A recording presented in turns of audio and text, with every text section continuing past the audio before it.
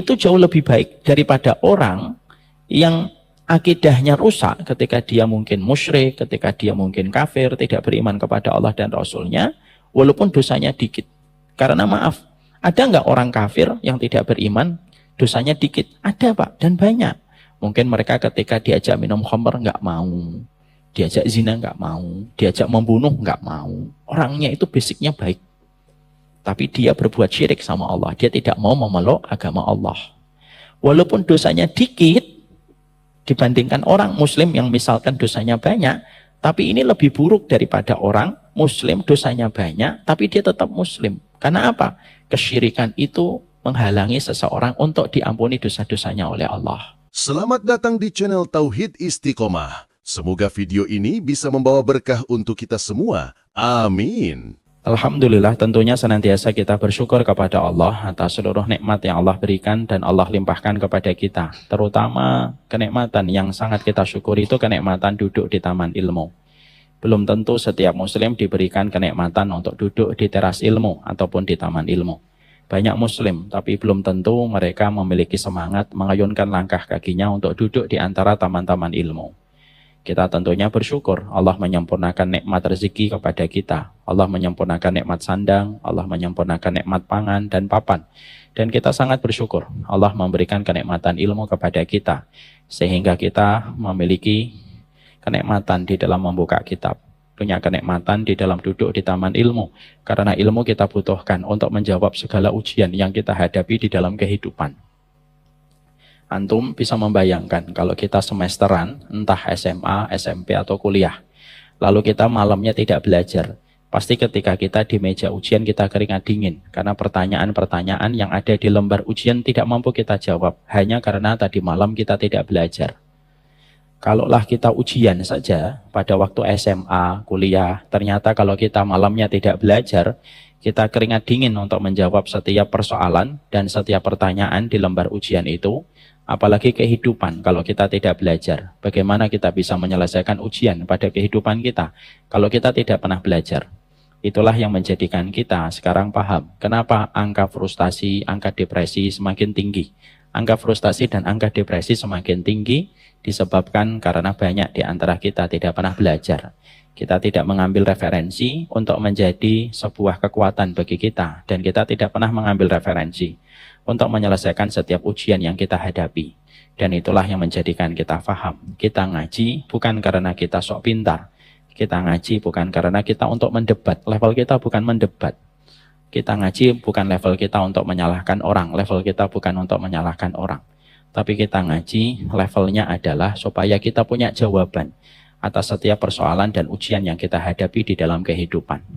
Cukuplah keringat dingin yang dulu kita pernah rasakan gara-gara tidak bisa menjawab soal, itu menjadi semangat kita bahwasanya kehidupan kita harus diisi dengan ilmu. Siapapun yang mereka senantiasa mengisi hidupnya dengan ilmu, maka dia tahu apa yang harus dilakukan. Kalau bangun di tengah malam, dia tahu apa yang harus dilakukan. Kalau dia punya harta, dia tahu apa yang harus dilakukan. Kalau dia punya istri, dia tahu apa yang harus dilakukan.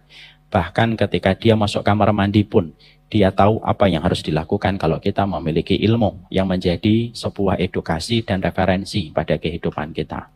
Makanya pantas orang kalau berilmu, semua binatang merasakan manfaatnya. Sampai binatang yang disembelih pada waktu Idul Adha pun merasakan kalau setiap panitia mereka membekali diri mereka dengan ilmu. Makanya sampai binatang-binatang di lautan memintakan ampunan kepada mereka yang duduk di taman ilmu, karena mereka tahu sesungguhnya manfaatnya orang yang mencari ilmu sampai kepada mereka, sehingga bisa membawa kebaikan pada kehidupan umat hari ini. Semoga Allah senantiasa memberikan kepada kita ilmu, dan semoga kita tidak bosan dengan perjalanan kita untuk mencari ilmu, karena sesungguhnya kita telah diwariskan oleh semangatnya para ulama salaf dulu, bagaimana semangatnya mereka ketika mencari ilmu. Saya pernah membaca lembar kehidupan keluarganya Ibnu Taimiyah. Beliau punya seorang kakek, saking cintanya sama ilmu, Pak. Kalau beliau masuk kamar mandi, anaknya dipanggil. Terus dibukakan satu kitab, lalu ngomong, baca dari halaman ini sampai halaman ini. Lalu beliau masuk kamar mandi. Lalu anaknya membacakan apa yang tadi diperintahkan oleh sang kakek dari Ibnu Taimiyah. Kenapa beliau semacam itu? Karena beliau tidak mau kehilangan kesempatan untuk mendapatkan ilmu walaupun di kamar mandi. Kan beda dengan kita, Pak. Kalau kita di kamar mandi, ambil korek api, ya. Lalu ada yang ngerokok, katanya dapat ilhamnya di kamar mandi. Nah, semoga Allah memberikan rahmat untuk kita. Semoga Allah senantiasa memberikan kepada kita ilmu yang bukan menjadikan kita berdebat orang, ilmu yang bukan menjadikan kita sok memahami tentang segala sesuatu lalu kita gampang untuk menyesatkan setiap manusia. Ya Allah, tambahkanlah kepada kami ilmu, dan kami berlindung dari segala ilmu yang tidak bermanfaat. Dan kami berlindung kalau ilmu yang kami pelajari, sunnah yang kami kaji, tauhid yang kami dalami, menjadikan kami hanya menambah musuh di antara orang yang beriman. Semoga kita dihindarkan dari kondisi yang menyedihkan semacam itu. Amin insyaallah. Kita akan membuka dan membedah pada kesempatan hari ini, melanjutkan kajian kita surat Fatir ayat yang ke-34. Doanya adalah Rabbana laghafurun syakur. Mari kita lafadzkan 3 kali. Semoga kita paham doanya, lalu kita pelajari maknanya. Rabbana laghafurun syakur. Rabbana laghafurun syakur. Sekali lagi. Rabbana laghafurun syakur. Ini merupakan sebuah doa yang termaktub di dalam surat Fatir ayat yang ke-34. Dan sebenarnya doa yang baru saja kita baca merupakan closing dari doa yang agak panjang yang diucapkan oleh penduduk surga ketika penduduk surga merasakan kenikmatan, kebahagiaan secara maksimal ketika di dalam surga itu tidak lagi ada kesedihan.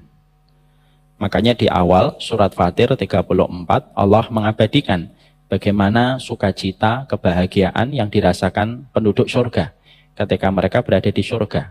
Bukan bersyukur mendapatkan rumah, bukan bersyukur ketika mereka bertemu dengan bidadari, bukan bersyukur ketika khamr yang dulu diharamkan sekarang menjadi halal ketika di surga, bukan itu. Tapi mereka berteriak, bersukacita ketika mereka mengatakan di dalam doa yang Allah abadikan. Wa qalul hamdulillahilladzi adhaba 'annal hazan. Segala puji bagi Allah yang telah menghilangkan semua kesedihan-kesedihan yang ada pada hati kami. Rabbana laghafurun syakur. Inna Rabbana laghafurun syakur. Sesungguhnya Rabb kami adalah Maha Pengampun lagi Maha Mensyukuri. Kita kemarin sudah membahas tentang pembahasan doa dari para penghuni surga. Kalau tidak salah 3 pekan yang lalu sebelum saya berangkat dalam safar. Sekarang kita mulai membahas tentang laghafurun syakur. Maka sesungguhnya ketika kita memahami doa ini merupakan doa yang diucapkan oleh para penghuni surga ketika mereka menikmati bahagia dan sukacita maksimal dalam kehidupan mereka ketika tidak ada lagi kesedihan. Karena memang kesedihan itu merupakan satu mata uang yang pasti kita jumpai pada kehidupan. Bapak kalau tambah beriman ujiannya banyak dan terkadang kita sedih. Sedih itu bukan aib.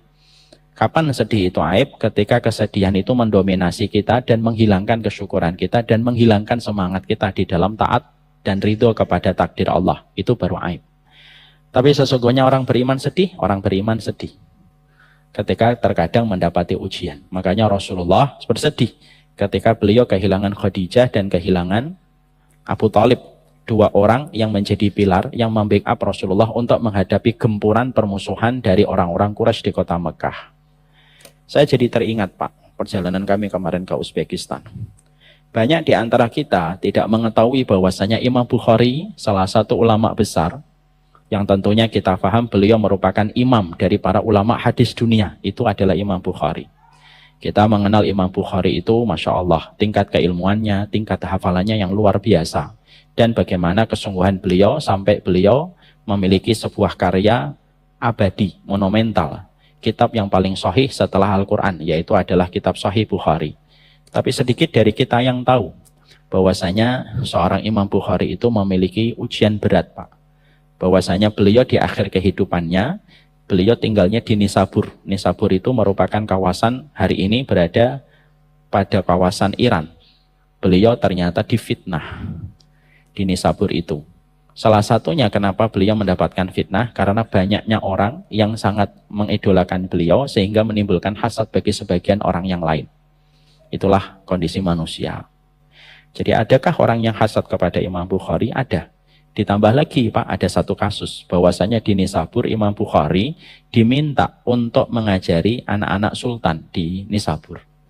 Tapi Imam Bukhari tidak mau mendatangi pintu istana. Beliau tidak mau mengajar anak-anak sultan, kecuali anak-anak sultan yang datang ke rumahnya.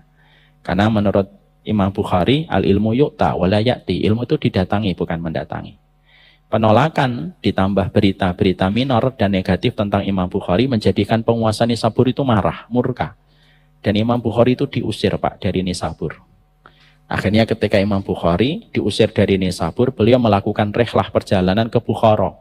Dari Nisabur ke Bukhara, daerah Uzbekistan itu kurang lebih hampir 9.000 km. Dan itu ditempuh oleh Imam Bukhari dalam kondisi beliau terusir dari Nisabur. Padahal beliau ulama besar.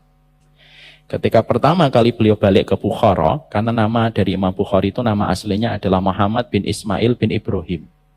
Beliau kembali ke Bukhara, salah satu daerah Uzbekistan Pak. Daerahnya indah Pak. Nanti kalau Bapak dan Ibu punya rezeki, datanglah ke Uzbek. Saya bukan promo ya, saya tidak mendapatkan bayaran apapun. Maka ketika beliau balik ke Bukhara, maka pada saat itu beliau disambut oleh ribuan warga Bukhara yang menyambut beliau. Tapi itu tidak bertahan lama. Penguasa Bukhara mendapatkan surat dari penguasa Nisabur, kalau mereka masih mau bekerja sama, penguasa Bukhara harus mengusir Imam Bukhari. Akhirnya Imam Bukhari diusir pada malam sebelum Idul Fitri, Pak. Dan pengusiran itu dilakukan dengan begitu kasar. Karena Imam Bukhari tidak sempat untuk mengumpulkan buku. Mbak, malam ini harus pergi. Saya ngerapiin buku dulu, enggak, pergi. Itu Imam Bukhari. Imam Bukhari akhirnya tidak membawa kecuali apa yang beliau bisa bawa beserta dengan pakaian yang menempel pada beliau. Lalu beliau menuju ke Samarkand. Samarkand itu salah satu kota kedua setelah Tashkent di Uzbekistan, tidak terlalu jauh dari Bukhara. Dan ternyata penguasa Samarkand pun sudah mendapatkan perintah dari penguasa Bukhara supaya tidak menerima Imam Bukhari masuk ke Samarkand. Itu Imam Bukhari, Pak. Akhirnya beliau tertahan di border, beliau tertahan di perbatasan Samarkand, tidak bisa masuk ke wilayah Samarkand. Akhirnya beliau berhenti sejenak, lalu beliau sempat mengadu kepada Allah. Dunia ini asalnya begitu luas untukku ya Allah. Tapi hari ini dunia sudah terasa sempit untukku. Cabutlah nyawaku kalau engkau berkenan dan engkau ridho. Tidak lama setelah itu Imam Bukhari meninggal dunia di pinggir jalan, Pak. Itu Imam Bukhari. Banyak orang tidak tahu. Jadi Imam Bukhari tidak meninggal di kamar-kamar istana. Imam Bukhari tidak meninggal di kamar besar, kayak ustadz-ustadz hari ini kayak saya gitu. Tidak meninggal di kantor-kantor dan pondok-pondok gede, kayak saya gitu mungkin. Tapi Imam Bukhari, imam ulama, seluruh para ulama hadis meninggalnya di pinggir jalan. Karena beliau terusir dari rumahnya dan tidak bisa masuk ke Samarkand, dan beliau saat itu bingung mau kemana. Beliau akan mengayunkan langkah kakinya. Seorang Imam Bukhari. Seseorang yang ketika akan meletakkan hadis, maka beliau bersungguh-sungguh, beliau sholat 2 rakaat, beliau mandi junub, beliau sholat 2 rakaat, baru meletakkan 1 hadis. Orang yang dinobatkan paling pintar dalam hafalan sepanjang sejarah sampai hari ini, Pak. Orang yang pernah menghadapi 10 orang, membawa hadis, setiap satu orangnya 10 hadis. Diacak, Pak, antara matan dengan sanad. Bapak harus paham, matan itu isi, sanad itu an, itu namanya sanad. Dan ketika beliau diuji, pada usia masih belia 15 tahun, semua 10 orang, dia duduk di sidang sama 10 orang. Lalu setiap satu orang menyampaikan 10 hadis yang sudah diacak secara sembarangan. Didengarkan semua hadis itu ada 100, didengarkan dengan baik oleh Imam Bukhari. Lalu Imam Bukhari, setelah hadis yang ke-100 yang terakhir disebutkan, Imam Bukhari dengan begitu tenang mengalir ilmunya berkata, dari hadis yang pertama, hadis tadi yang kamu sebutkan salah. Hadis yang salah bunyinya begini, yang kamu tadi sebutkan. Yang benar begini. 1, 2, 3, 4, 5, sampai 100 hadis. Jadi beliau bukan hanya membetulkan 100 hadis, tapi menyebutkan 100 hadis yang salah yang diacak sama yang menguji beliau. Itu Imam Bukhari. Dan Bapak tahu, Apa selain dari kesedihan yang kita rasakan, dari kesedihan Imam Bukhari rahimahullahu ta'ala, kita juga belajar apa tirakat, apa mujahadah seorang bapak dan ibunya Imam Bukhari sampai memiliki anak secemerlang Imam Bukhari yang namanya abadi di dalam lesan para penuntut ilmu bahkan ratusan tahun setelah beliau meninggal dunia. Mari kita bedah Pak di dalam biografi dan manaqibnya Imam Bukhari.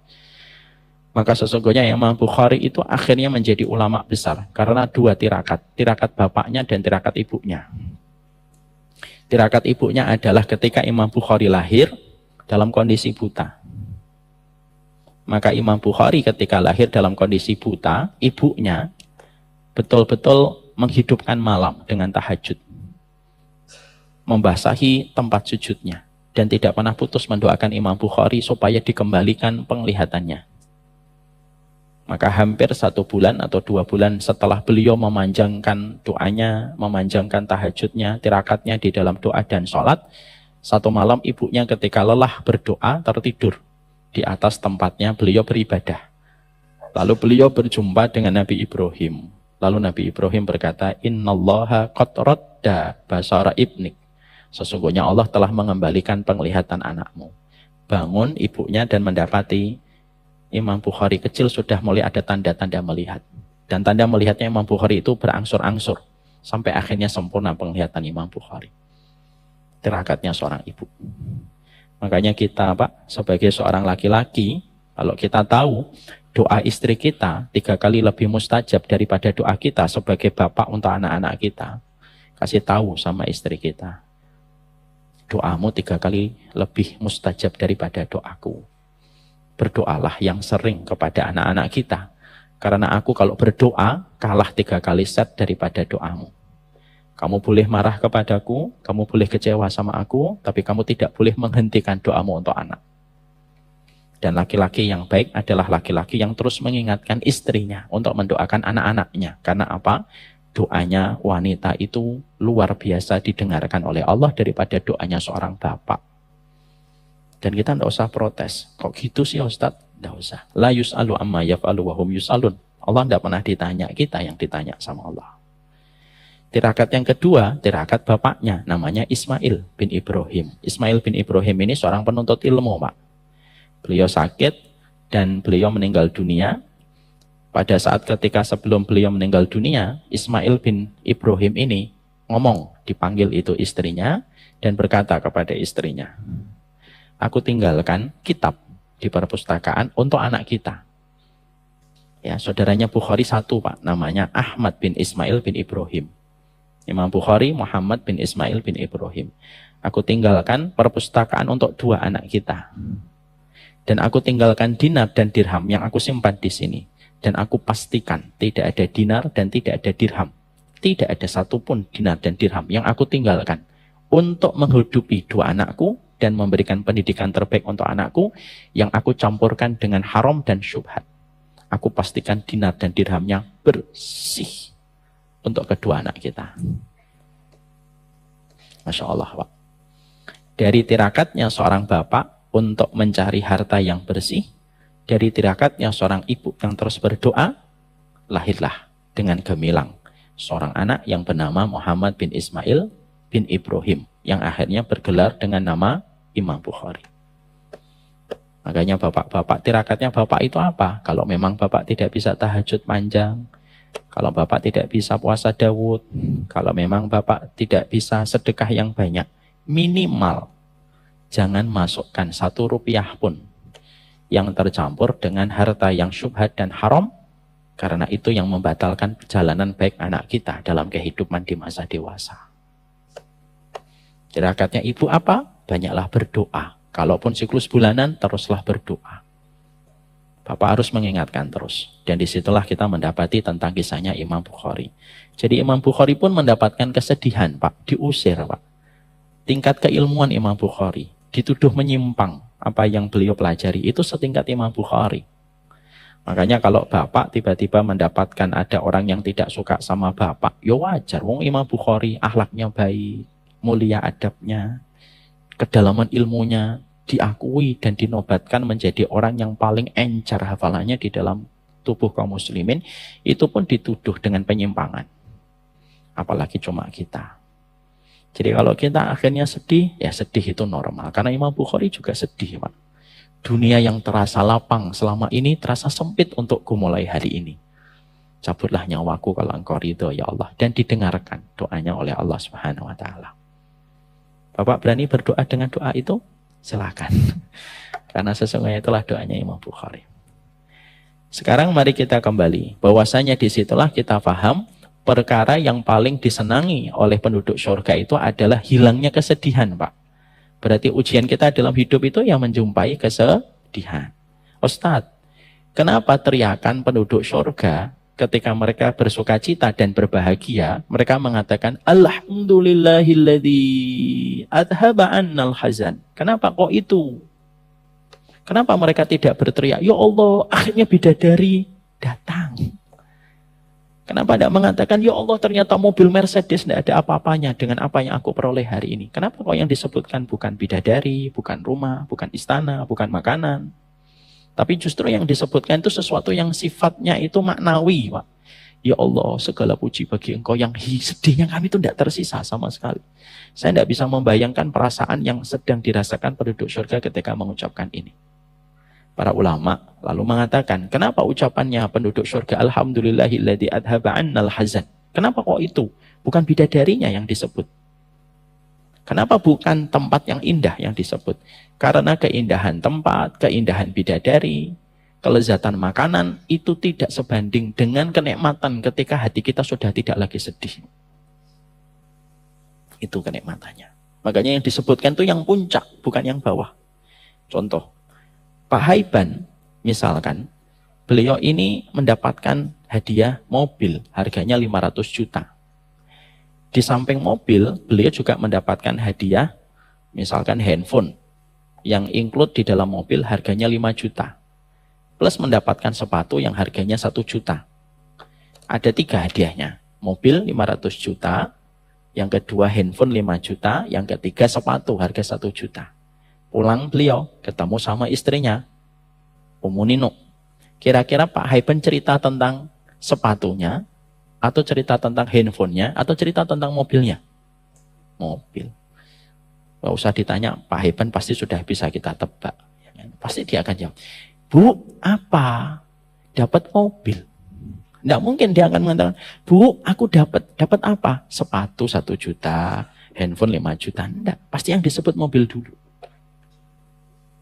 Itulah yang kita pahami. Kenapa kok ucapan penduduk surga itu Alhamdulillahilladzi adhaba annal hazan. Karena nikmatnya surga itu yang paling puncak salah satunya adalah setelah ketemu Allah, bertetangga dengan para nabi, hilangnya kesedihan di dalam hati. Ya, jadi nanti kalau bapak sedih, ibu-ibu kasih tahu, udah Pak, nggak apa-apa sedih. Nanti di surga hilangnya. Istri kita sedih, hibur. Nanti insya Allah di surga hilang. Karena itulah yang dihibur oleh Allah ketika kita membaca surat Fatir 34. Indahnya hidup itu kalau beriman kepada hari akhir. Ada harapan besar yang kita miliki pada perjalanan hidup kita. Setelah kita mengetahui tentang doa ini, mari kita fokus kepada Rabbana laghafurun syakur. Di sini ada sebuah pembahasan dulu. Kenapa disebutkan ghafur baru setelahnya syakur? Kenapa bukan syakur setelahnya ghafur? Ya kan? Itu ternyata ada penjelasannya dan penjabarannya. Tapi sebelum kita masuk ke penjelasan itu, kita harus bisa membedakan mana itu artinya ghafur dan mana itu artinya ghaffar. Allah sering menyebut kata ghafur, Allah juga menyebut dirinya dengan kata ghaffar. Bedanya apa, Ustaz? Nah, para ulama di dalam tafsirnya itu menjelaskan perbedaan antara ghafur dengan ghaffar, walaupun intinya sama, yaitu sama-sama mengampuni. Ghafur itu mengampuni, ghaffar itu adalah mengampuni. Tetapi memiliki perbedaan secara spesifik. Kalau kita mengenal kata ghafur, bahwasanya ghafur itu artinya Allah itu mengampuni dosa sebesar apapun. Itu ghafur. Bapak punya dosa sebesar apapun, ibu punya dosa sebesar apapun, walaupun dosanya tinggi sampai menyentuh pintu langit, maka Allah mengampuni. Karena itu sifat ghafurnya Allah. Beda dengan Ghaffar. Ghaffar itu adalah sifat ampunan Allah yang Allah berikan kepada setiap manusia yang dosanya itu diulang-ulang terus. Kemarin janji, saya tidak bohong. Hari ini bohong lagi. Tobat lagi, janji lagi. Tobat lagi, janji lagi. Tobat lagi. Maka ketika Allah mengampuni dosanya manusia, walaupun sering berulang-ulang dilakukan olehnya, tetapi Allah tetap mengampuni, itu namanya Ghaffarnya Allah. Makanya kita belajar di sini, Allah sebutkan di sini kata Ghafur. Allah mengampuni dosa sebanyak apapun. Karena apa? Selama kita muslim, tidak melakukan kesyirikan kepada Allah dan tidak mendatangkan tandingan bagi Allah, seorang muslim walaupun dosanya menjulang tinggi setinggi langit, walaupun tidak ada manusia yang dosanya segitu, tapi selama dia tetap dalam kondisi beriman, tidak mendatangkan tandingan bagi Allah, Allah tetap akan mengampuni dan tetap memberikan kepadanya rahmat pada kehidupan di akhirat, walaupun dosanya banyak. Makanya sifat Ghafur ini sifat hujjah yang Allah datangkan kepada mereka yang berputus asa dari rahmatnya Allah. Gimana kamu berputus asa sama rahmatnya Allah? Wong sifat Ghafurnya Allah itu lebih besar daripada dosa yang dilakukan manusia. Ustaz, ada pelaku dosa, banyak dosanya, tetap diampuni, selama satu syarat. Dia dalam kondisi muslim dan tidak berbuat kesyirikan di dalam mendatangkan tandingan bagi Allah. Maka seluruh dosanya tetap akan diampuni oleh Allah. Walaupun terkadang harus ditebus dulu dengan masuk neraka untuk menebus dosa yang telah dia lakukan. Tapi pada saat yang Allah tentukan, Allah akan masukkan dia ke dalam surga. Ya. Makanya ini yang menjadikan kita harus paham, Pak. Makanya maaf ya, orang yang akidahnya benar, dia tidak berbuat syirik. Walaupun dosanya banyak, itu lebih baik daripada orang yang akidahnya rusak, misalkan dia berbuat syirik ataupun dia tidak beriman sama Allah, Rasul dan hari akhir, walaupun dosanya dikit. Saya ulang kembali. Orang yang akidahnya benar Pak, artinya tidak berbuat syirik. Dia tidak murtad, dia tidak kafir, dia beriman kepada Allah walaupun dosanya banyak. Itu jauh lebih baik daripada orang yang akidahnya rusak ketika dia mungkin musyrik, ketika dia mungkin kafir, tidak beriman kepada Allah dan Rasulnya, walaupun dosanya dikit. Karena maaf, ada nggak orang kafir yang tidak beriman, dosanya dikit? Ada Pak, dan banyak. Mungkin mereka ketika diajak minum khamr nggak mau, diajak zina nggak mau, diajak membunuh nggak mau. Orangnya itu basicnya baik. Tapi dia berbuat syirik sama Allah. Dia tidak mau memeluk agama Allah. Walaupun dosanya dikit, dibandingkan orang muslim yang misalkan dosanya banyak, tapi ini lebih buruk daripada orang muslim dosanya banyak, tapi dia tetap muslim. Karena apa? Kesyirikan itu menghalangi seseorang untuk diampuni dosa-dosanya oleh Allah. Lain asyrakta la yahbatanna amaluka wa la takunanna minal khasirin. Kalau kamu berbuat syirik, Allah akan menghapuskan seluruh amal kebaikanmu dan kamu pasti akan menjadi orang yang merugi.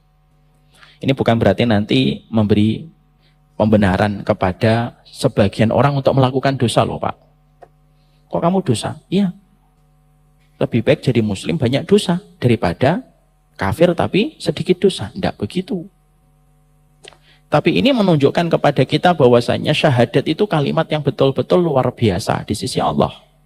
Sehingga karena Allah memiliki sifat Ghafur, sifat Ghafurnya Allah itulah yang menjadikan manusia sebanyak apapun dosanya mereka kepada Allah, selama mereka masih memiliki keimanan pada hatinya, maka sesungguhnya mereka itu nanti akan mendapatkan rahmatnya Allah. Dan itu menjadikan kita senantiasa tidak boleh berputus asa untuk hidup di antara harapan yang kita berikan kepada Allah yang Maha Pemaaf dan Maha Pengampun. Makanya di dalam sebuah riwayat kita menjumpai ya, ada sebuah riwayat bagaimana kita mendapati keterangan tentang sebuah bitokoh Pak. Bitokoh itu kartu Pak. Bagaimana ketika Rasulullah mengatakan yusahu birajulin min ummati yaumal qiyamati ala rusuil khalaik fayunsyaru lahu tis'atun wa tis'una sijjilan. Ada di antara umatku, kata Rasulullah, yang nanti terpilih di antara kebanyakan orang pada saat itu. Lalu orang itu dihadapkan kepada Allah, Pak. Ada 99 kartu yang akan Allah hisab dari dirinya. 99 kartu. Orang itu berdiri di hadapan Allah, kata Nabi Muhammad. 99 kartu itu dibentangkan oleh Allah, setiap satu kartu jret, atau lagu jret. Setiap satu kartu itu, kata Rasulullah, dosanya itu sepanjang mata memandang. Setiap satu kartu ketika dibuka oleh Allah, setiap satu kartu itu dosanya sepanjang mata orang memandang. Jret. Semuanya kelihatan dosanya. Itu baru satu kartu. Buka lagi yang kedua, buka lagi yang ketiga, buka yang keempat, sampai 99 kartu. Semuanya full dengan kemaksiatan. Lalu Allah menghisapnya dan terjadi sebuah dialog antara Allah dengan beliau, dengan orang ini. Lalu Allah menyampaikan kepada laki-laki itu, hal tungkiru min hada syai'an? Kamu mengingkari nggak catatan dosamu yang 99 kartu sepanjang mata memandang ini? Ada nggak yang kamu ingkari? Tidak ada ya Allah. Ada di antara malaikat yang mencatat amalku 99 catatan dosamu sepanjang mata memandang ini, ada nggak malaikatku yang mendolimi kamu? Orang itu berkata kembali, tidak ada ya Allah. Tidak ada ya Allah. Lalu Allah kemudian menyampaikan kepadanya, ada nggak di antara yang kamu lakukan yang ditambahkan dari dosa-dosa yang kamu kerjakan? Tidak ada. Ada nggak di antara kebaikanmu yang tidak dicatat? Nggak ada ya Allah. Lemes Pak. Sebagaimana ketika ada seorang terdakwa di depan penyidik, semua alibi yang dimiliki oleh tersangka dibantah sama penyidik. Kan lemes, Pak. Idahlah, lemes. Ada yang kamu ingkari? Tidak ada. Malaikat pencatat amal keburukanmu, ada yang mendolimi kamu? Tidak ada ya Allah. Lalu Allah mengeluarkan satu kartu. Di situ ada tulisan La ilaha illallah. Satu kartu itu. Lalu orang itu berkata, Rabbi mahadihil bitaqah ma'ahadihis sijilat. Ya Allah, apa artinya satu kartu ini dibandingkan 99 kartu dosa dan kemaksiatan yang aku telah kerjakan? Apa artinya satu kartu? Mahadihil bitaqah. Kartu itu tuh apa ya Allah? Maka sesungguhnya Allah mengatakan, innaka la tudlam. Kamu tidak akan didolimi. Diletakkanlah kartu La ilaha illallah di satu timbangan, lalu 99 kartu di timbangan yang satunya, maka kartu La ilaha illallah ini lebih berat daripada 99 kartu dosa dan kemaksiatan yang Allah perlihatkan kepadanya. Kartu La ilaha illallah itulah yang menjadikan beliau mendapatkan rahmatnya Allah. Itulah sifat ghafurnya Allah. Makanya janganlah kita ketika melihat pelaku dosa meyakini bahwasanya dia pasti masuk neraka dan kekal. Belum tentu. Bisa jadi dia bertobat besok, Allah terima tobatnya. Dan belum tentu kita Pak istiqomah dalam taat sampai hari ketika kita menutup mata. Apa yang menjadikan kita sombong?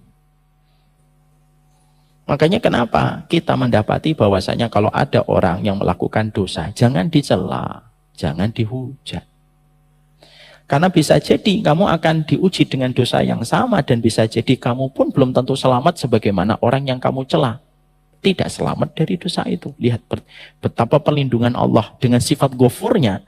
Allah masih melindungi hak-haknya pendosa. Bahkan pendosa pun kalau sudah meninggal dunia pun kita tidak boleh menghujat. Orang nih dosa, misal peminum khamr, mati overdosis. Kubur dia di dalam kuburan. Itu pun tidak boleh lagi kita hujat. Kenapa? Kata Rasulullah.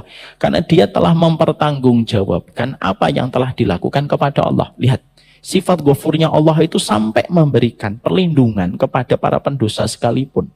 Bahkan kalaupun Bapak melihat pendosa, melihat dosanya, Bapak disuruh diam, saya disuruh diam. Tidak boleh menceritakan aib dosanya kepada orang lain. Itu sifat ghafurnya Allah, Pak. Jadi kalau orang sampai pada kehidupan di dunia, kok tidak bisa merasakan sifat ghafurnya Allah, lalu menjadikan dia tidak memohon ampunan kepada Allah, itu kan berarti betul-betul dia sudah dibelit dan sudah dicekik oleh setan. Sampai akhirnya dia tidak sama sekali yakin kepada ampunan Allah. Ya. Makanya orang yang melakukan dosa, lalu merasa takut dengan dosa yang dia perbuat, itu jauh lebih baik daripada orang yang melakukan ibadah, lalu dia sombong pada ibadah yang telah dia lakukan dan dia kerjakan. Sifat ghafurnya Allah. Dan Allah menciptakan kita itu karena Allah itu ingin melihat siapa di antara kita yang bertobat, Pak. Kalau Allah mencari makhluk yang tidak pernah melakukan dosa dan tidak pernah melakukan maksiat, ngapain Allah menciptakan manusia? Allah ciptakan malaikat. La ya'sunallaha ma amaruhum wa yaf'aluna ma yu'marun. Malaikat itu tidak pernah bermaksiat terhadap apa yang diperintahkan dan selalu konsisten mengerjakan apa yang diperintahkan.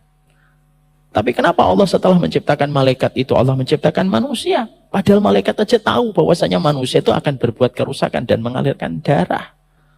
Karena Allah ingin tahu, Pak, di antara kita siapa yang kembali kepadanya dan siapa yang mereka tidak mau kembali kepada Allah. Istighfarlah, bertobatlah kepada Allah. Karena itulah yang disebut dengan ghafur. Jadi kalau nanti Bapak memahami ghafur, nah ini berarti Allah mengampuni dosa sebanyak apapun, diampuni dengan sifat ghafurnya Allah. Lalu nanti kalau Bapak membaca ayat ngelewatin ghafar, nah berarti sesering apapun dosa tetap diampuni oleh Allah. Makanya kan ada satu riwayat Muslim yang sudah sering saya sampaikan di sini. Saya bacakan kembali supaya kita memahami ini. Dalam satu riwayat Muslim diterangkan oleh Rasulullah, adnaba abdun damban. Faqala Allahumma ighfir li dhanbi. Faqala tabaraka wa ta'ala adnaba abdi dhanban. Fa'alima annahu lahu rabban yaghfiru dhunub wa ya'khudhu bid-dhanbi. Summa ada fa'adnab. Ada seorang hamba, kata Rasulullah, ada seorang hamba, dia melakukan maksiat. Lalu dia bertobat. Maka sesungguhnya ketika dia bertobat, dia mengucapkan Allahumma firli, ampuni saya ya Allah. Allah lalu berfirman, Pak. Jadi kalau Bapak ada dosa, misalkan satu dosa. Lalu setelah itu Bapak Allahumma firli. Allah itu berfirman di atas arsy-Nya. Apa yang dikatakan oleh Allah?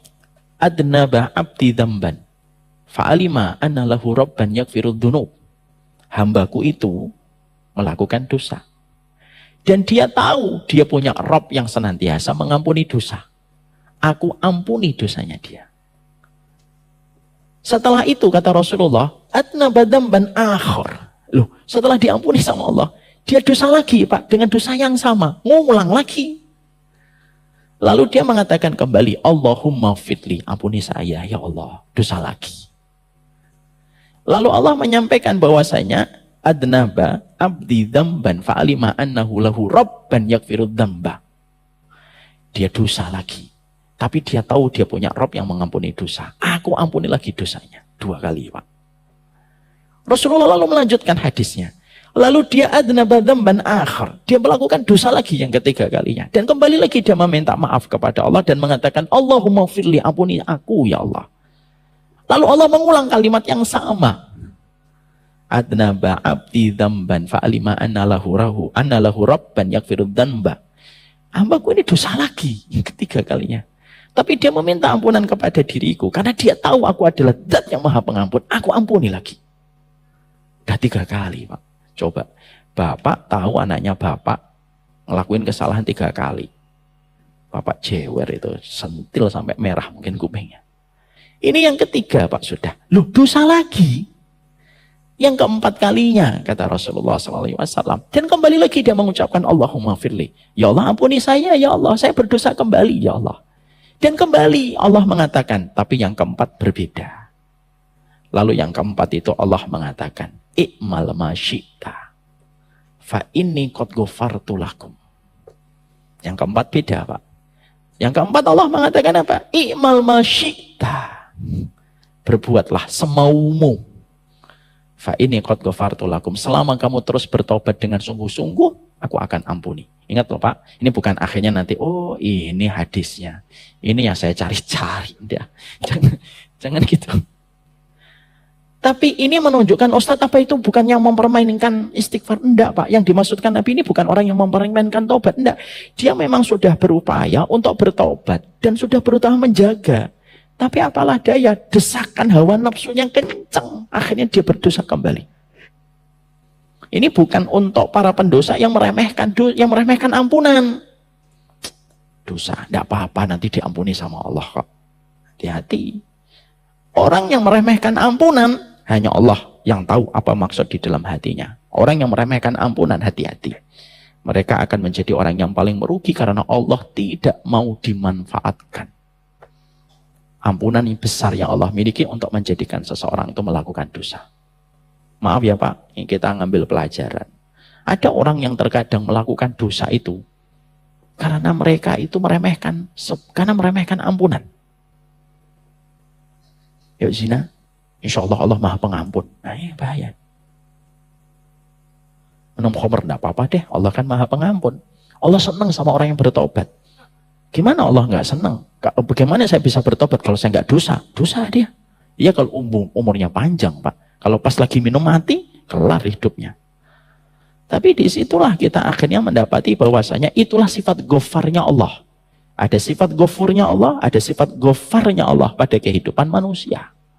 Sehingga ketika kita mengetahui tentang sifat ghafurnya Allah dan sifat ghafarnya Allah seketika, itu yang menjadikan kita berada pada dua kesempurnaan sifat ampunan Allah.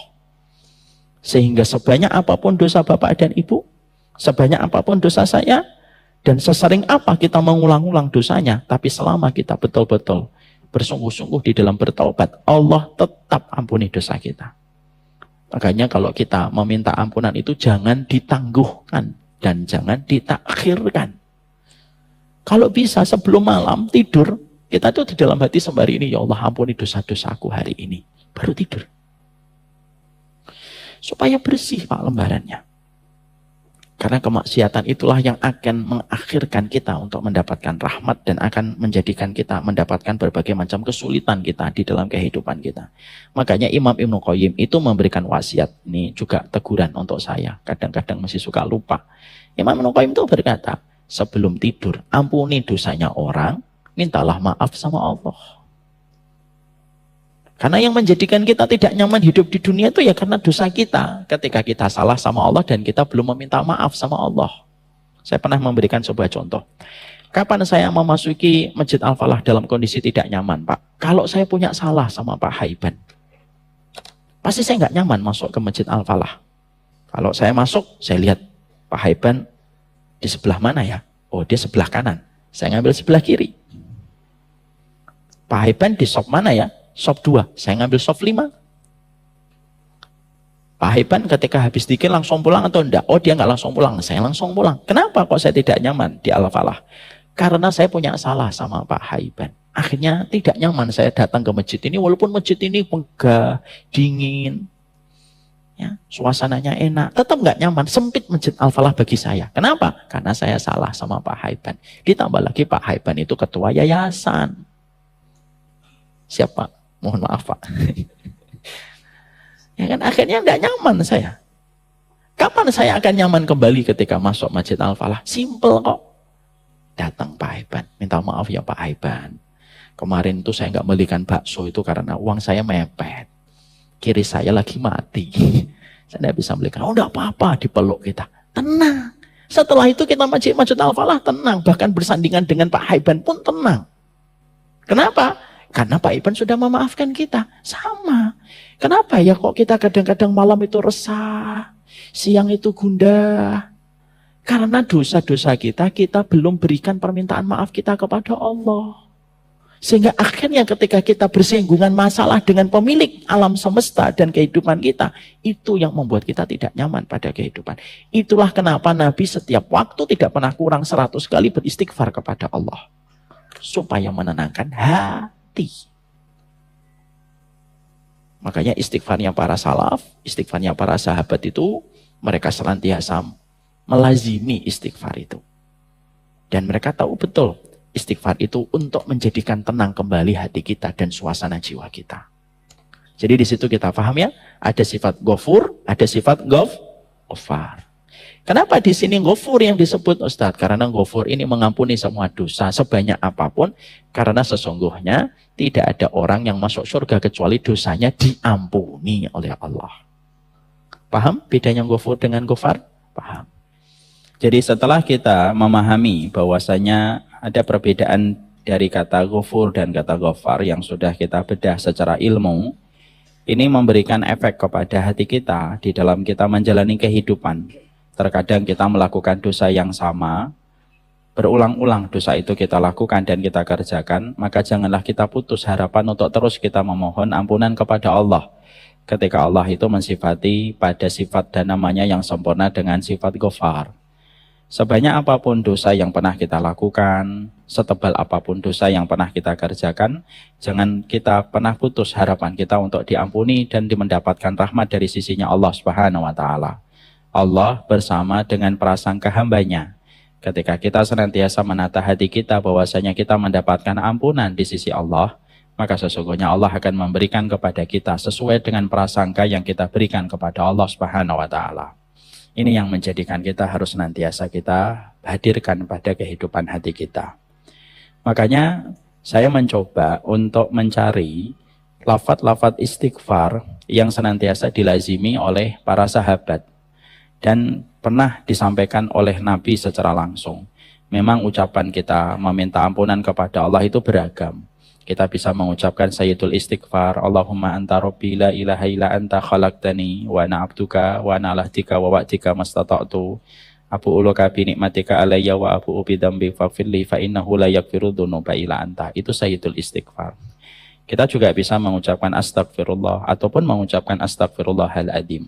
Atau kita bisa memakai sebuah lafaz yang dicontohkan oleh Rasulullah ketika beliau pernah ditanya oleh seorang sahabat, bagaimana kami ketika ingin untuk meminta ampunan kepada Allah.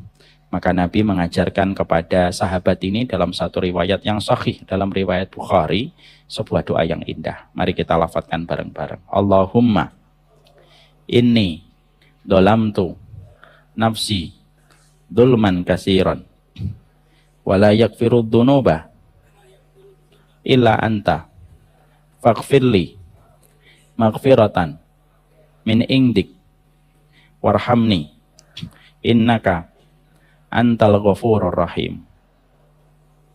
Sudah hafal doanya? Tidak. Nanti saya ingatkan pekan depan kita coba tuliskan di board supaya nanti bisa kita tuliskan. Maka ini termasuk salah satu di antara lafaz istighfar yang diajarkan langsung oleh Nabi. Allahumma inni dolamtu nafsi dulman katsiran wa la yaghfiru dzunuba illa anta. Yaitu, ya Allah, sesungguhnya aku ini telah mendolimi diriku dengan kedoliman yang sangat banyak. Dan tentunya tidak ada yang memaafkan setiap dosa kecuali adalah Engkau. Faghfirli maghfiratan min indik. Berikanlah kepadaku ampunan dengan sebuah pengampunan di sisimu. Warhamni, rahmati aku ya Allah, sesungguhnya Engkau Maha Pengampun lagi Maha Penyayang.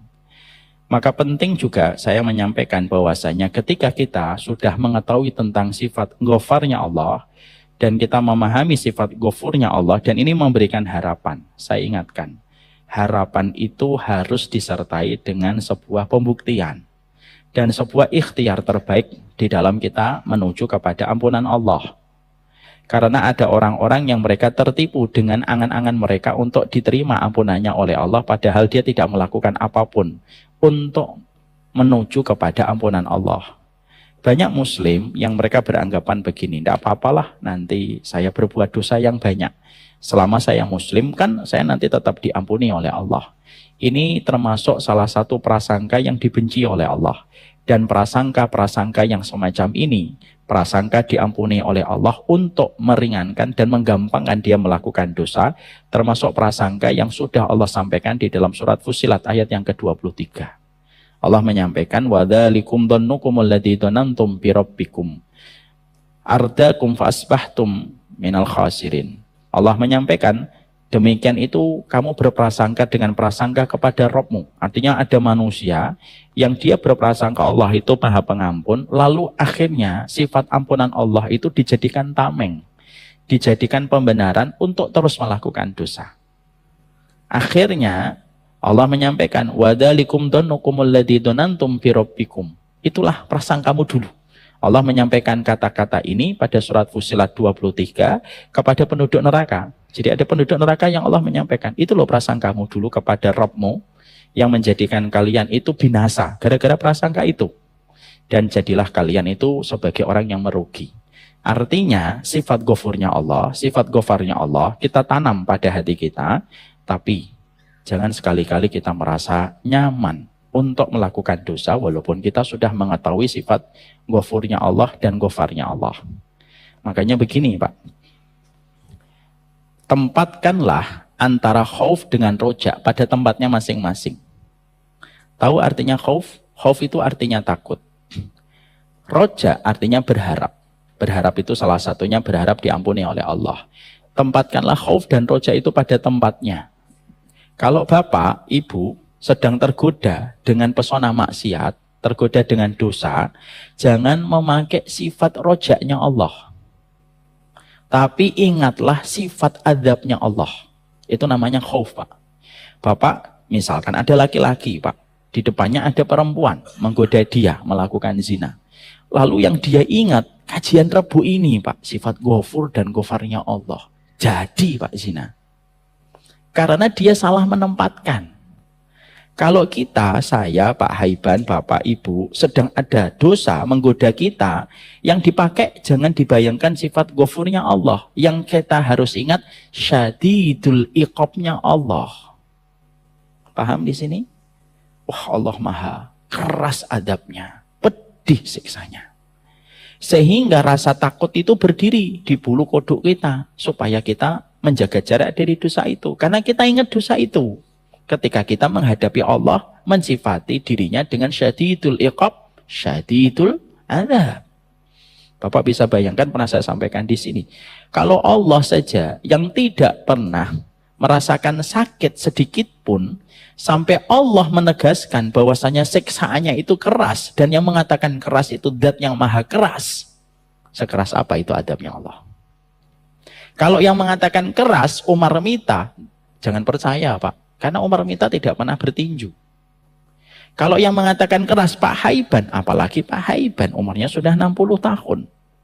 Tapi kalau yang mengatakan keras itu Habib Nurmagomedov, nah Bapak mulai percaya. Karena yang mengatakan itu orang yang terbiasa pukulan fisik. Kalau yang mengatakan keras itu Allah yang maha keras, berarti Allah tidak main-main terhadap siksanya. Makanya ketika seseorang digoda dengan dosa, jangan mengingat sifat ghafurnya Allah. Yang kita ingat sifat syadidul adabnya Allah. Itu kata Syekh Utsaimin. Supaya apa? Dosa dengan ketakutan. Takut itu bisa memadamkan dosa sebagaimana air memadamkan api. Ya. Tapi kalau sudah dosa, artinya sudah ditahan gitu. Kesodok juga akhirnya melakukan dosa. Kalau sudah dosa, jangan lagi pakai syadidul adab. Pakailah sifat ghafurnya Allah. Ini kalau dipakai di tempat yang tepat menghasilkan hasil yang berbeda. Jangan dibalik. Mau dosa, ingat ampunan Allah. Mau maksiat, ingat sifat Allah, ghafurnya Allah. Pasti dosa. Akhirnya apa? Kita nanti khawatir. Manusia akan terkena surat Fussilat 23 ketika Allah menyampaikan wadalikum dhannukum birabbikum. Itulah karena prasangka kamu yang salah terhadap Rabbmu. Ya. Maka itulah yang menjadikan kita harus tahu kapan meletakkan khauf, kapan meletakkan takut. Ketika kita di tempat safar sendirian, jangan membayangkan sifat ampunan Allah, bayangkanlah sifat takutnya kita kepada azab. Karena apa Pak? Meninggalkan dosa itu lebih utama daripada melakukan ketaatan, kata para ulama Ahlussunnah. Makanya Nabi Yusuf, kenapa Nabi Yusuf itu yang paling kita ingat dari Nabi Yusuf bukan ketika dibuang di sumur tua, bukan ketika beliau menjadi budak, bukan pula ketika beliau di penjara. Tapi yang paling kita ingat dari Nabi Yusuf itu apa? Ketika Nabi Yusuf mampu menahan dirinya dari dosa zina yang ditawarkan secara genit kepada Nabi Yusuf. Lalu Nabi Yusuf mengatakan, saya takut kepada Allah. Ini yang menjadikan Nabi Yusuf dicintai betul oleh Allah, Pak. Makanya tidak ada kisah Nabi Yusuf kecuali yang paling kita ingat momennya Nabi Yusuf menolak dan menampik seorang wanita yang begitu cantik mempesona. Ya. Makanya akhirnya betul kata kaidah para ulama salaf. Fi'lul khairat yaf'aluha al-fujjar wal mu'minun. Melakukan kebaikan itu bisa dilakukan mukmin ataupun pendosa. Kalau melakukan baik itu Pak, tidak harus baik, tidak harus mukmin. Kadang-kadang pendosa pun melakukan baik. Dia tetap memberikan bantuan sama yatim piatu, membantu janda, membantu fakir miskin. Kalau melakukan baik itu semua orang bisa melakukan. Tapi kata para ulama salaf, para ulama terdahulu, mereka mengatakan watarkul mungkarat la yaf'aluha illa siddiqun. Tapi meninggalkan dosa itu tidak bisa dilakukan kecuali orang yang jujur imannya sama Allah. Nah, inilah yang menjadikan kita harus paham, meninggalkan dosa itu komponen penting menjaga kedudukan dan posisi kita di hadapan Allah. Jadi jangan sampai kita terperosok dengan prasangka kita. Jangan, saya nggak mau nih pulang dari sini kita buka pintu, kita ingat sifat ghafurnya Allah, kita sifat ghafarnya Allah, lalu dosa, lalu mengingat bitokoh yang tadi kita sampaikan dalam riwayat Bukhari, itu menjadikan kita tambah punya dalil untuk berbuat dosa. Kok dosa mas? Oh, kamu belum tahu hadis bitokoh ya? Makanya ngaji, loh ngaji malah jadi dalil untuk berbuat dosa. Maka jangan. Ingatlah syadidul adabnya Allah dan syadidul iqabnya Allah. Kalau sudah dosa apa? Sifat ghafurnya Allah dan sifat ghafarnya Allah dan ghafurnya Allah itu akan Allah berikan kepada kita. Kalau kita diterima, dosa kita di dunia akan dihapus, kesulitan kita akan dihilangkan. Kecuali dua, kalau dosanya berkaitan kedoliman dan berkaitan durhaka sama orang tua. Bapak tobat dan tidak tobat, tetap dua ini akan diberikan balasan dulu. Hati-hati sama dua dosa ini. Ya. Setelah kita mengetahui tentang itu, sekarang kita bahas. Kenapa disebutkan kata ghafur dulu, baru setelahnya kata syakur? Ada yang tahu, Pak? Mungkin pernah membaca tafsirnya dalam tafsir Imam Ibnu Katsir? Siapa yang bisa menjawab? Saya kasih hadiah. Hadiahnya umrah, Ustadz. Maaf, saya belum mampu untuk itu. Kenapa disebutkan ghafur dulu, baru setelah itu syakurnya Allah? Pak Haiban? Pak Haiban nyari di Google. Nggak ada Pak di Google. Google nggak membahas semuanya. Mari kita bedah. Sifat ghafur diletakkan oleh Allah dulu di dalam inna rabbana laghafurun syakur. Karena sifat ghafur itu, konsekuensi dari sifat ghafurnya Allah itu apa? Konsekuensi dari sifat ghafurnya Allah menjadikan kita dihapuskan dari perkara yang kita takutkan dan kita khawatirkan. Apa yang paling kita takutkan dan paling kita khawatirkan? Neraka. Itu yang paling kita khawatirkan. Sifat ghafur itu diterangkan lebih dulu. Kenapa? Sifat ghafur itu konsekuensi dari sifat ghafurnya Allah.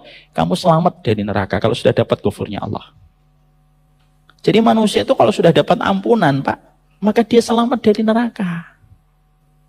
Tapi selama manusia belum mendapatkan ampunan, ya selama itu dia masih terancam dengan neraka. Makanya itu pula yang menjadi salah satu hikmah. Kenapa kita kalau mendoakan orang mati, ketika kita mensolatinya, maka kita mengucapkan Allahumma fillahu warhamhu wa'afihi wa'afu anhu. Kenapa 4 permintaan?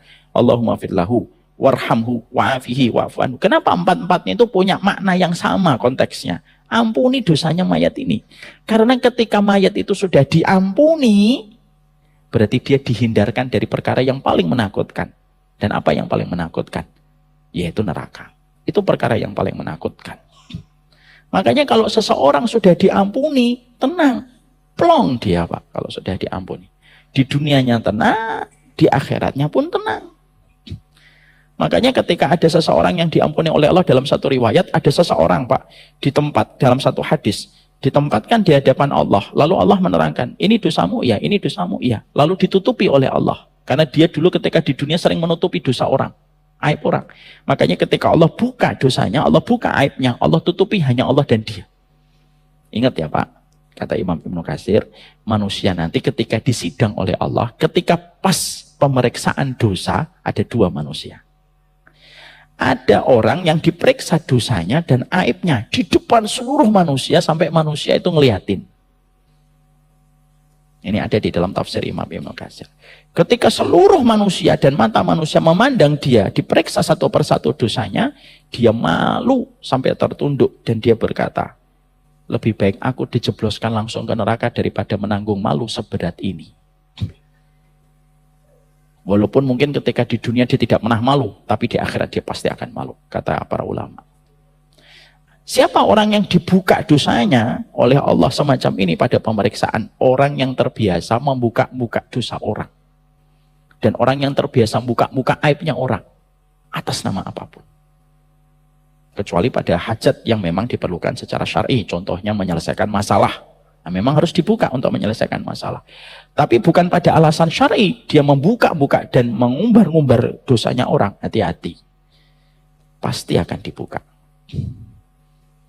Dan itu ada yang pertama. Ada yang kedua, Pak. Kata Imam Ibnu Katsir, ada orang yang nanti ketika diperiksa dalam pemeriksaan Allah, dosa dan kemaksiatannya, karena Allah melihat orang ini dulunya menutupi dosa-dosa saudaranya, walaupun dia juga berdosa, Allah tutup, hanya Allah dan dia yang tahu tentang dosanya. Dan Allah tidak jadikan orang lain mengetahui dosa yang dia kerjakan.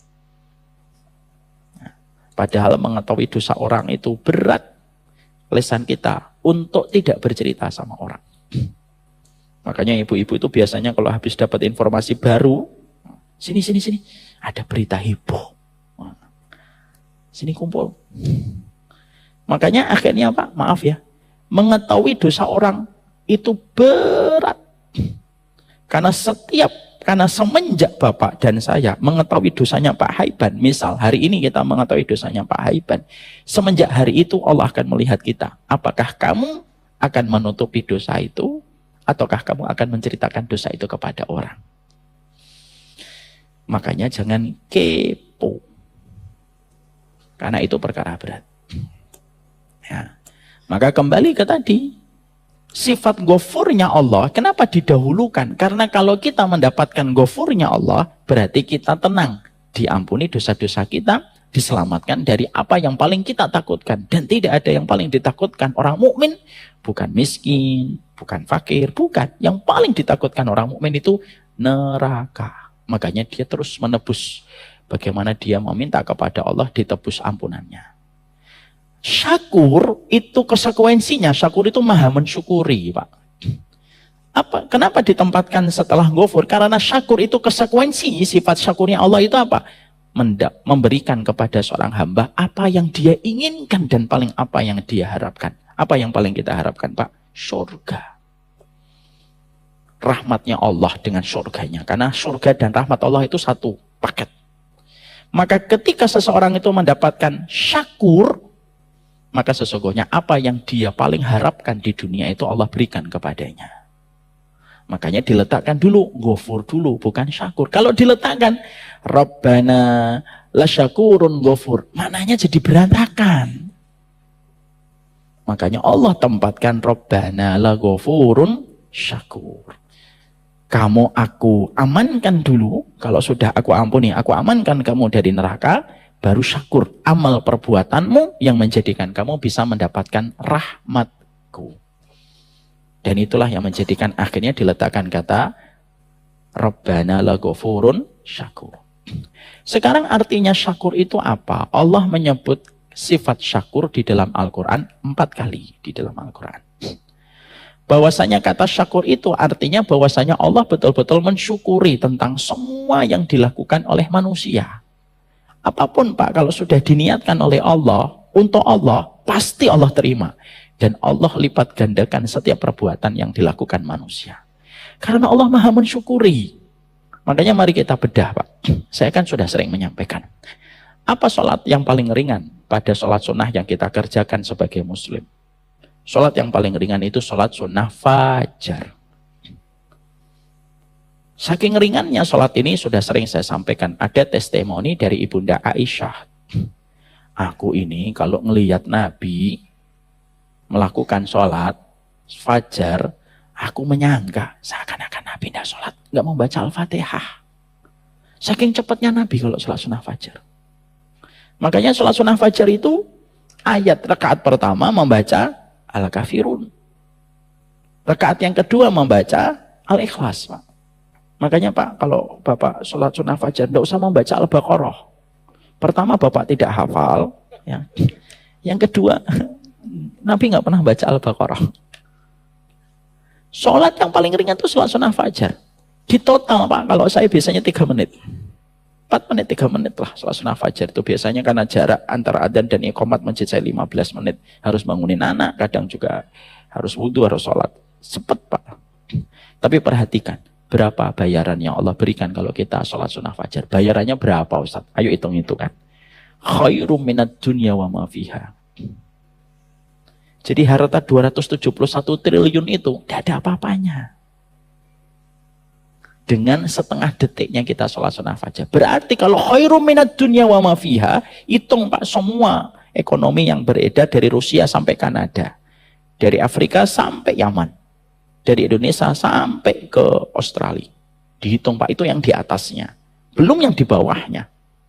Berarti 1 detiknya ratusan ribu triliun Pak. 1 detiknya. Kenapa kok sedemikian gede Ustadz? Karena Allah syakur. Maka tidak ada satu amalan kalau sudah dilakukan karena Allah pasti diapresiasi oleh Allah. Kita Pak kalau beramal untuk manusia, manusia itu menetapkan standar apresiasinya itu tinggi Pak. Nggak usah manusia, nggak usah ini Pak. Contoh yang paling gampang, Bapak pergi ke perempatan jalan. Kan biasanya ada polisi, ada namanya polisi cepek. Namanya juga cepek. Coba Bapak berani ngasih 100 cepekan kepada polisi di perempatan jalan. Mungkin Bapak dibaret kali mobilnya. Dia mungkin marah. Ya Allah kasih cepek. Mungkin dibuang. Tukang parkir saja dikasih 500 saja dalam beberapa kasus yang pernah saya lihat di YouTube. Dibuang Pak uang 500. Karena mereka nganggap uang 500 sekarang itu bisa beli apa. Itu manusia Pak. Kita Pak kalau saya dikasih bakwan gitu ya.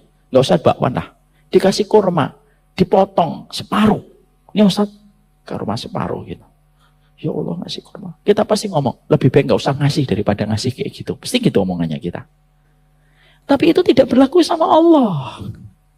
Sampai Allah menitipkan pesan lewat lisan Rasulullah. Ittaqun nar walau bisyakin min tamr. Takutlah kamu kepada neraka walaupun dengan kurma separuh yang terpotong yang kamu infakkan, Pak. Jadi kalau misalkan ada orang masuk masjid, di situ ada kantong kas gitu, dimasukkan itu sudah pelan-pelan gitu. Ternyata jarak antara permukaan sama bawahnya kan tinggi Pak. Dia merasa nggak ada yang ngelihat gitu. Pas ketika dimasukkan, meluncur itu uang 500 perak. Cedong, dong, dong, dong, dong. Orang pada ngeliatin 500 atau 1000 ini. Itu dibagi kita 500 tuh gimana balesnya 500 gitu loh. Tapi dia di hadapan Allah dengan sifat syakurnya Allah itu tidak ada kata 500 diapresiasi. Makanya orang mukmin itu kalau betul-betul mengenal Allah itu tidak mungkin depresi dia. Kenapa? Uang 500mu pun akan diapresiasi oleh Allah. Kenapa? Menunjukkan Allah itu maha berterima kasih.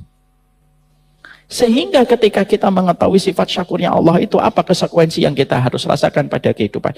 Jangan beramal untuk manusia, karena standar manusia untuk mengapresiasi amalmu itu terkadang terlalu tinggi. Tapi beramallah kita karena Allah selalu mengapresiasi setiap amalmu, walaupun hanya uang 500 perak. Itu akan terus diganti oleh Allah. Makanya, wa may ya'mal mithqala dzarratin, fa may ya'mal mithqala dzarratin khairan yarah. Sehingga akhirnya apa? Supaya antara si miskin dan si kaya itu tetap punya harapan sama Allah. Coba kalau Allah tidak memiliki sifat asyakur Pak. Dan Allah tidak menerangkan di dalam surat Al-Zalzalah itu, فَمَنْ يَعْمَلْ مِثْقَالَ ذَرَّةٍ خَيْرًا يَرَهُ. Apa yang terjadi Pak? Orang-orang miskin, depresi. Karena setiap dia berbuat amal, amalnya itu harus dihitung dari volumenya. Baru diterima. Tapi karena Allah menyampaikan fama ya'mal mithqala dzarratin khairan yarah, dan itu konsekuensi dari sifat syakurnya Allah, miskin dan kaya punya kesempatan yang sama di hadapan Allah. Bisa jadi 1000 perak dari orang miskin itu lebih baik daripada 1 juta bagi orang kaya, ketika kekayaannya itu sampai miliaran, tapi 1 jutanya itu lebih kecil dibandingkan orang miskin ketika nyumbang hanya 10.000. Kenapa? Karena dia pendapatannya cuma 300.000 per bulan.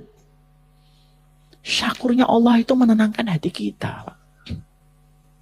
Makanya akhirnya dengan sifat syakurnya Allah ketika Bapak tahu gitu, nanti turun duluan, lalu Bapak nata beberapa sandal dengan niatan supaya ketika orang nanti nyari sandalnya tidak kesusahan.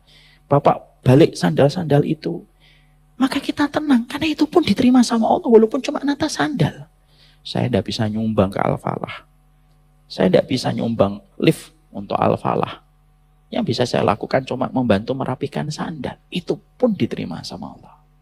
Sehingga akhirnya ketika kita punya Rob yang mengapresiasi apapun yang kita lakukan, itulah yang menjadikan akhirnya seseorang itu akan terus beramal. Amal itulah yang akan menjadikan dia mendapatkan apa yang dia cita-citakan, yaitu surga.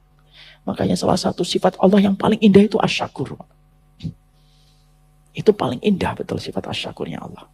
Makanya bertransaksi sama Allah tidak pernah mengenal kata rugi. Karena Allah tidak pernah membuat rugi setiap amal manusia. Masih ingat kisah nyata? Ada seorang wanita yang bermimpi malam ketika dia memiliki orang tua, bapaknya sering dermawan, ibunya kikir. Ibunya tidak pernah sedekah kecuali dengan dua. Satu dengan gaji ketika suaminya memotong sapi. Yang kedua, dia berinfak dengan kain pel yang ada di dalam dapur. Dua-duanya itu diganti sama Allah. Di dalam mimpi wanita itu ketika berjumpa dengan Ibunda Aisyah radhiyallahu anha. Sehingga akhirnya ini menjadikan seseorang itu tenang. Karena setiap saham yang dia berikan di jalan Allah akan dilipat gandakan oleh Allah. Makanya orang-orang yang mereka itu mengetahui tentang sifat syakurnya Allah, maka terus akan memberikan yang terbaik di dalam perjalanannya. Makanya akhirnya kita menjumpai kan kisah yang pernah saya sampaikan, ada pezina dari kalangan Bani Israel, dia zina 6 hari berturut-turut, Pak. Yang dikisahkan oleh Abdullah bin Mas'ud radhiyallahu anhu, ada seseorang ahli ibadah lalu berzina 6 hari berturut-turut. Lalu setelah itu dia menyesal, dia tinggalkan tempat ibadahnya, lalu dia kelaparan, dia dapat roti, Pak. Sebelum makan roti itu ketika dia sudah gemetar, ada seorang tua yang juga gemetar rasa laparnya. Disedekahkan itu rotinya. Dia mengambil cuma secuplik dari roti itu. Tapi roti itu justru diterima oleh Allah dan diampuni dosanya ketika Allah itu maha asyakur. Ya. Jangan mikir, oh roti terus akhirnya nanti melakukan itu ya. Tapi itulah maha syakurnya Allah dalam setiap perbuatan. Kita menjumpai ada seorang wanita memberikan minuman kepada seekor anjing. Itu salah satu sifat syakurnya Allah, Pak. Coba kalau kita punya Allah yang perhitungan, Pak. Lalu Allah tidak memiliki sifat asyakur, di mana Allah melipat gandakan setiap amal kebaikan dalam kehidupan kita. Mungkin tidak ada satupun manusia yang akan mendapatkan rahmat. Kenapa? Hitung-hitungan kita dengan amal tidak akan pernah memantaskan kita dengan surga. Yang memantaskan kita dengan surga itu karena rahmatnya Allah. Dan rahmat Allah itu melahirkan sifat syakurnya Allah. Maka itulah yang menjadikan kita akhirnya paham. Rabbana laghafurun syakur. Kenapa kok para penduduk surga mengatakan inna rabbana laghafurun syakur? Karena para penduduk surga itu tahu dosanya sudah diampuni dan dia mendapatkan tempat yang sangat indah di surga itu ketika dihilangkan kesedihannya. Karena dua perkara itulah yang paling besar mendorong manusia mendapatkan surganya Allah. Jadi kalau Bapak sudah dapat ghafurnya Allah dan syakurnya Allah, berarti Bapak insya Allah mendapatkan rahmat untuk berada di antara taman-taman indah di surga. Indahnya kehidupan ini kalau kita hidup di atas satu sifat Allah kepada sifat Allah berikutnya. Sifat Allah satu kepada sifat Allah berikutnya. Makanya betul kata Syekh Utsaimin, orang cemas itu karena lupa sifatnya Allah. Kalau dia tahu sifatnya Allah, dia akan tenang kembali. Inilah Surat Fatir 34. Inna rabbana laghafurun syakur.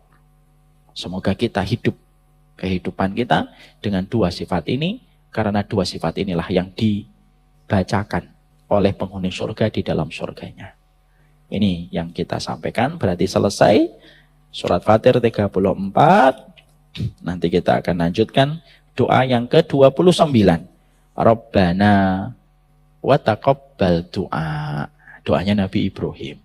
Bagaimana doa ini? Kenapa dipanjatkan oleh Nabi Ibrahim? Dan momen apa Nabi Ibrahim mengucapkan doa ini? Kita pelajari Rabu pekan depan. Ini yang dapat saya sampaikan. Malam sudah semakin gelap. Waktu sudah bertambah pekat. Tak layak saya memperpanjang kata. Karena inilah saatnya kita berjumpa dengan keluarga. Masya Allah. Pas ya. Jangan disuruh ngulangi lagi, saya tidak bisa. Semoga Allah merahmati kita dan memberikan berkah untuk kita. Saling menyayangi, saling mencintai karena Allah semata. Jangan sampai kita dipisahkan